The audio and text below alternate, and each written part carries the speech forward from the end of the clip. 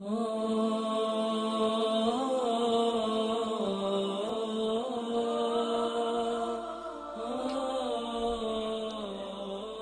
اللہ الرحمن الرحیم۔ السلام علیکم دوستو، ایک مرتبہ پھر اللہ تعالیٰ کے فضل اور اس کی رحمت کاملہ کے صدقے میں آپ کا اپنا یوٹیوب چینل دلچسپ ویڈیوز ایک نئی اسلامک ویڈیو کے ساتھ حاضر خدمت ہے۔ دوستو، ہماری کوشش یہ ہوتی ہے کہ آپ کی خدمت میں ایسی ویڈیوز پیش کی جائیں جو کہ ایمان کو تازہ کریں، آپ کو بہترین اسلامی معلومات فراہم کریں اور مسلمانوں کی روح میں عشق رسول صلی اللہ علیہ وآلہ وسلم کو پیدا کر دیں۔ دوستو، میری آج کی یہ ویڈیو ایک صحابی رسول صلی اللہ علیہ وآلہ وسلم کے بارے میں ہے جو کہ شدید بیمار تھے، مگر ان کی اس شدید بیماری نے ان کو اللہ کے رسول مقبول صلی اللہ علیہ وآلہ وسلم کے قریب تر کر دیا اور ان کی سوئی ہوئی قسمت کا ستارہ جگمگا اٹھا۔ حضور نبی کریم علیہ السلام نے ان کو کچھ نصیحتیں بھی فرمائیں اور ان کی اصلاح بھی فرمائی۔ دوستو، ویڈیو کو مکمل دیکھنے کے بعد ہماری اس ویڈیو کو لائک اینڈ شیئر کر کے اپنے دوستوں تک پہنچائیے گا اور ہمارے چینل کو سبسکرائب کرنا نہ بھولیے گا۔ ویڈیو کے نیچے لال رنگ کا بٹن ہے، اس کو دبا کر آپ ہمارے چینل کو سبسکرائب بھی کر سکتے ہیں۔ تو دوستو، آئیے ویڈیو کو شروع کرتے ہیں۔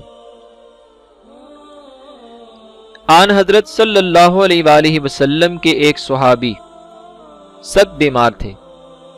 شدت ضعف یعنی شدید کمزوری کی وجہ سے اٹھنے بیٹھنے سے بھی معذور ہو گئے۔ حضور پاک صلی اللہ علیہ وآلہ وسلم عیادت کے لیے ان کے گھر تشریف لے گئے۔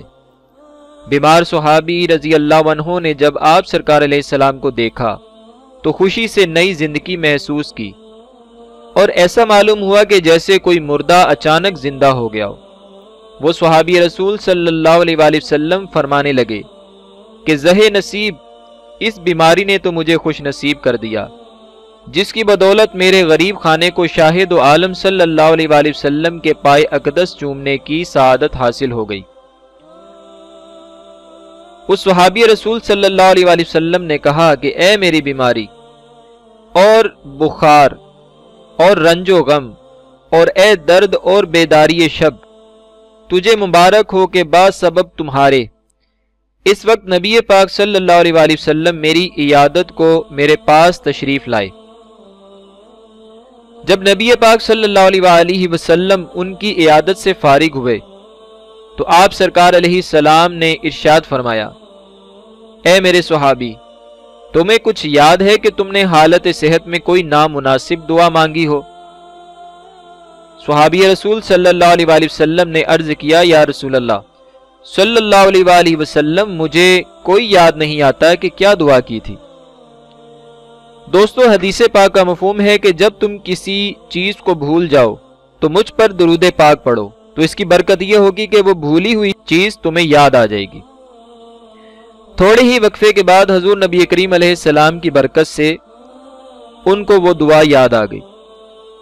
صحابی رسول صلی اللہ علیہ وآلہ وسلم نے عرض کیا کہ یا رسول اللہ صلی اللہ علیہ وآلہ وسلم، میں نے اپنے اعمال کی کوتاہیوں اور خطاؤں کے پیش نظر یہ دعا کی تھی کہ اے اللہ، وہ عذاب جو آخرت میں تو مجھے دے گا وہ مجھے اس عالم دنیا میں دے دے، تاکہ عالم آخرت کے عذاب سے میں فارغ ہو جاؤں۔ یہ دعا میں نے بار بار مانگی، یہاں تک کہ میں بیمار ہو گیا اور یہ نوبت آ گئی کہ مجھ کو ایسی شدید بیماری نے گھیر لیا کہ میری جان اس تکلیف سے بے آرام ہو گئی۔ حالت صحت میں میرے جو معمولات تھے، عبادت و ذکر الہی اور اوراد و وظائف کرنے سے عاجز اور میں مجبور ہو گیا۔ برے بھلے اپنے بیگانے سب فراموش ہو گئے۔ اب اگر یا رسول اللہ صلی اللہ علیہ وآلہ وسلم آپ کا روئے اقدس میں نہ دیکھتا تو بس میرا کام تمام ہو چکا تھا۔ آپ سرکار علیہ السلام کے لطف و کرم اور غم خواری نے مجھ کو دوبارہ زندہ کر دیا ہے۔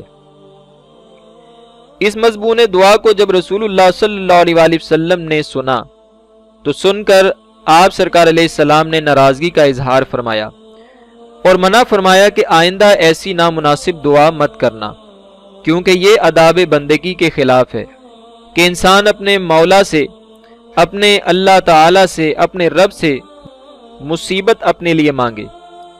इंसान तो एक कमज़ोर चूंटी की मानिंद है, इसमें यह ताकत कहाँ कि आजमाइश का इतना पहाड़ उठा सके। सहाबी रसूल सल्लल्लाहु अलैहि वसल्लम ने अर्ज की, शाहिद आलम सल्लल्लाहु अलैहि वसल्लम, मेरी 1000 बार तौबा कि आइंदा कभी ऐसी बात ज़बान पर लेकर आऊं। या रसूलल्लाह सल्लल्लाहु अलैहि वसल्लम, मेरे माँ बाप आप पर कुर्बान हो, हजूर मेरी तो सारी बहार आपसे है। नबी पाक सल्लल्लाहु अलैहि वसल्लम ने उसके लिए दुआ फरमाई कि खुदा तुम्हारी मुसीबत के कांटों को गुलशन राहत में तब्दील कर दे।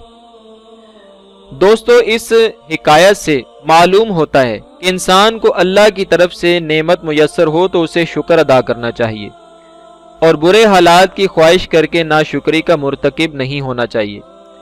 हमें अल्लाह से गुनाहों की सज़ा मांगने की बजाय इस्तिग़फ़ार करना चाहिए और उसकी रहमत की उम्मीद रखनी चाहिए।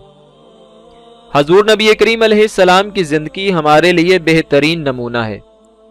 अगर हम हजूर अलैहिस्सलाम के बताए हुए तरीके पर अमल करते हुए ज़िंदगी गुजारेंगे तो सुन्नत पर अमल की बरकत से अल्लाह ताला भी हमसे राज़ी हो जाएगा और हमारी दुनिया और आखिरत भी अच्छी हो जाएगी। अल्लाह ताला की पाक बारगाह में दुआ है, अल्लाह पाक हमें अमल की तौफीक अता फरमाए। अल्लाह पाक आपका और हमारा हामी व नासिर हो। अल्लाह हाफिज़, फ़ी अमानिल्लाह।